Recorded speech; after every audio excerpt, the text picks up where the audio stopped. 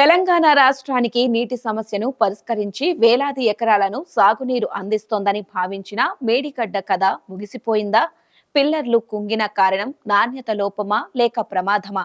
నాణ్యత లోపం అయితే ఆత్మరక్షణలో పడాల్సిన బీఆర్ఎస్ నేతలు ఎందుకు ఎదురుదాడికి దిగుతున్నారు? మేడిగడ్డ విచారణ కోసం ఏర్పాటు చేసిన కమిటీ ఏం చెబుతోంది? తెలియాలంటే ఈ స్టోరీపై ఓ లుక్ వేయాల్సిందే. మేడిగడ్డ బ్యారేజీ నిర్మాణంలో నిర్వహణలో నాణ్యతలోనూ వైఫల్యాలు ఉన్నాయని ఇందుకు బాధ్యులుగా నిర్మాణ సంస్థ సంబంధిత ఇంజనీర్లు నిర్ధారిస్తూ విజిలెన్స్ అండ్ ఎన్ఫోర్స్మెంట్ విభాగం తన తుది నివేదికను రాష్ట్ర ప్రభుత్వానికి సమర్పించింది.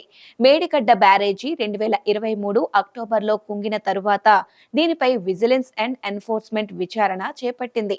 పని ముగియకుండానే పూర్తయినట్లు సర్టిఫికేట్ ఇవ్వడం, బ్యాంకు గ్యారంటీలను వెనక్కి ఇచ్చేయడం, నాణ్యతా తనిఖీలు సరిగ్గా లేకపోవడం, ఒప్పందం ప్రకారం ఆపరేషన్స్ అండ్ మెయింటెనెన్స్ లేకపోవడం, గుత్తేదారు పనులు చేయకపోయినా పట్టించుకోకపోవడం తదితర అంశాల్లో లోపాలు తలెత్తినట్టు ప్రాథమిక నివేదిక ఇచ్చింది. నిర్మాణ సంస్థ ఎల్&టి పిఇఎస్ జాయింట్ వెంచర్తో పాటు బాధ్యులైన ఇంజనీర్లపై క్రిమినల్ చర్యలకు సైతం సిఫార్సు చేసింది.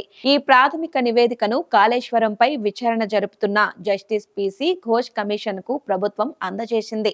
మేడిగడ్డతో పాటు అన్నారం, సుధిల్ల బ్యారేజీలను కూడా పరిశీలించి తుది నివేదిక ఇవ్వాలని జస్టిస్ ఘోష్ అప్పుడు సూచించింది. 3 బ్యారేజీలపై తుది నివేదికను విజిలెన్స్ అండ్ ఎన్ఫోర్స్మెంట్ ప్రభుత్వ ప్రధాన కార్యదర్శికి అందజేయగా తదుపరి కార్యాచరణకు దాన్ని నీటిపారుదల శాఖకు పంపినట్లు సమాచారం.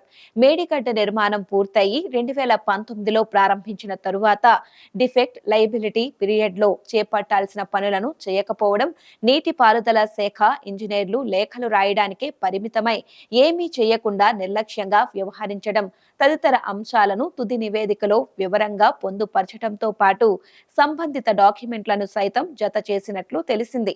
నీటిపారుదల శాఖతో పాటు కాంట్రాక్ట్ సంస్థ కూడా O&M మార్గదర్శకాలను పట్టించుకోలేదని, డ్యామ్ సేఫ్టీ చట్టం 2021 కూడా అమలు లేదని, కాపర్ డ్యామ్ కు తొలగించలేదని, డీ వాటరింగ్ లో అక్రమాలు జరిగాయని, కాంట్రాక్టుకు ఆయాచిత ప్రయోజనం కలిగించారని తదితర అనేక అంశాలపై వివరంగా పేర్కొన్న విజిలెన్స్ వాటికి బాధ్యులు, ఏ దశల్లో ఇంజనీర్లు వైఫల్యం చెందారు, ఎల్&టి ఎక్కడెక్కడా పట్టించుకోలేదు వంటి వివరాలన్నీ నివేదించినట్లు సంబంధిత వర్గాలు తెలిపాయి.